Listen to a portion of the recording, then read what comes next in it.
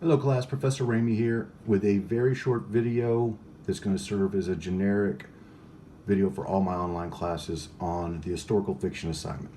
How to write it, where to get your sources, and just giving a little more background to the instructions that are already posted on D2L.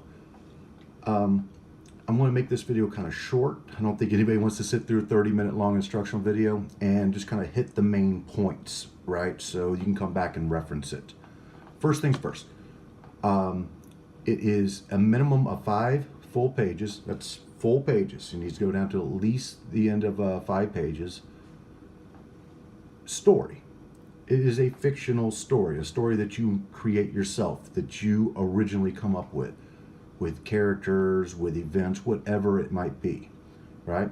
However, it is a historical fiction, which means it needs to be set, take place, relate to, or something in United States history. Now, I'm very loose on that, as long as it covers the class. So for 1301, anything from the beginning of the historical record until 1877, and for 1302, anything from 1877 until, a second ago. That is fair game. You either set it in this historical setting, you theme it that way, use real characters, even though the events are made up, whatever you want to do. And I want to stress this, and I really mean whatever you want to do. Because a large part of what I'm looking for here is for some creativity, for some originality, for, a great story. Just give me a little bit of leeway before I get further in the instructions.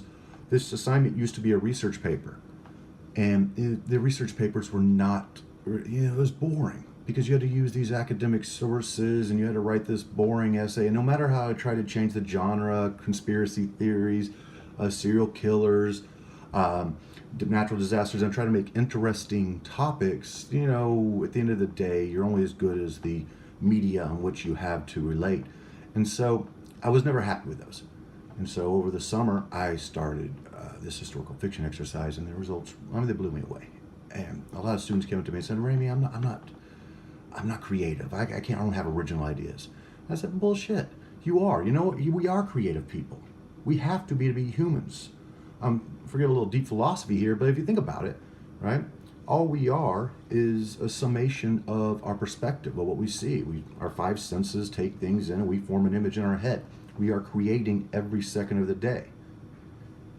You are creative.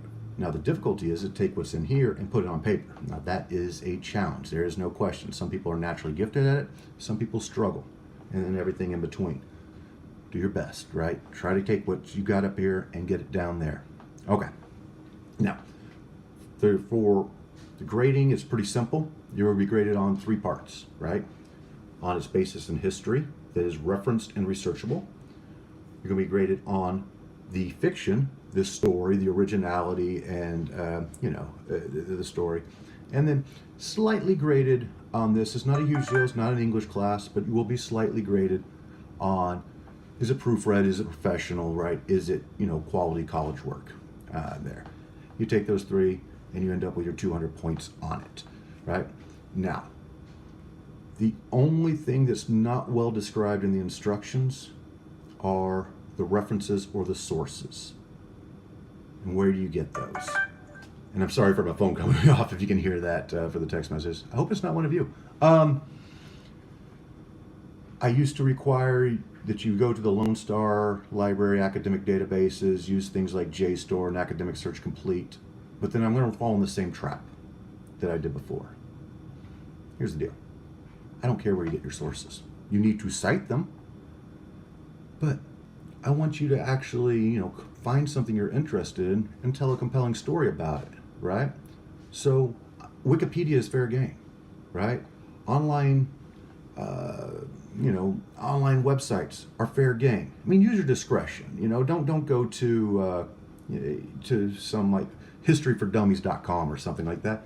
Use your discretion. Make sure it's got a basis in reality. But pretty much, I'm not going to judge you on that. Here's what you need to do. Go find a topic you are interested in, right? As you're reading the textbook, or maybe you already know, you're watching the History Channel. Or you're just watching, anything, right? You're watching Netflix, right? And you say, "Oh, that's cool. I want to know more about the Salem witch trials because you watched that season of what's that, American Horror Story, right? Or say or Roanoke, right? Or I want to know more about like the atomic bomb and the end of World War II, right? Or if you watched like Unbreakable or something like that, right? Then go and research it somewhere. Go find some information, get the background information, and then set a story there. And when you're writing the paper, make sure you reference where you got the information. Now, it's fine if one of your references is the textbooks, but go get it a little bit more. Go and research it a little bit more.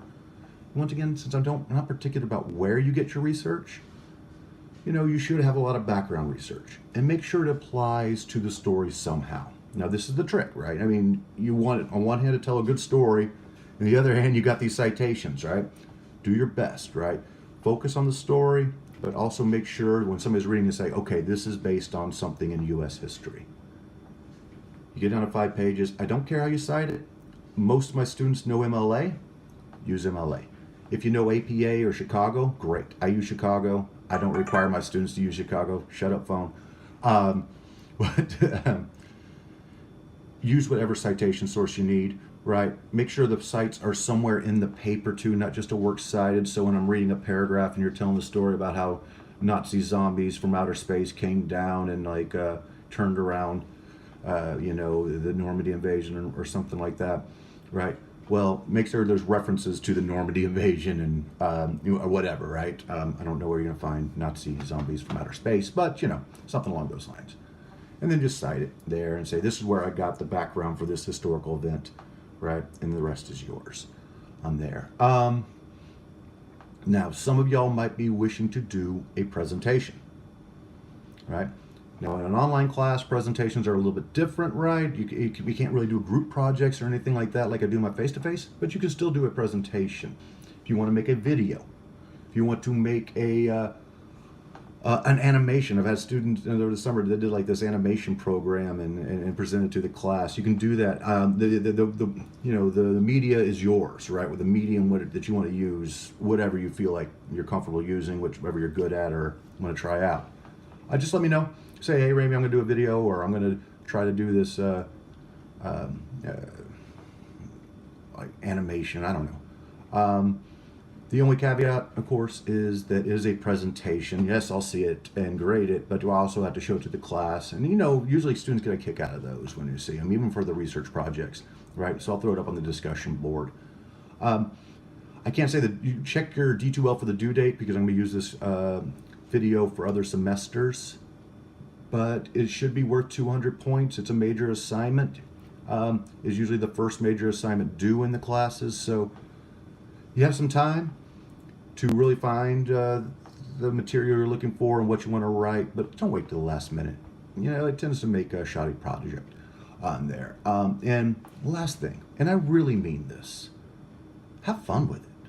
Go enjoy it. I mean, if you I could sign the research paper. I can promise you don't want that. There's some students in my class that did me before. They'll probably tell you.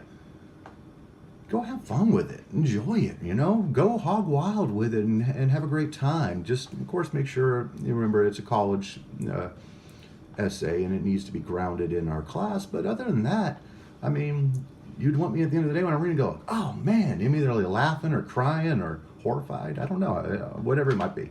Guys, let me know. Email me, call me, text me, whatever if you have any more questions. And good luck, right?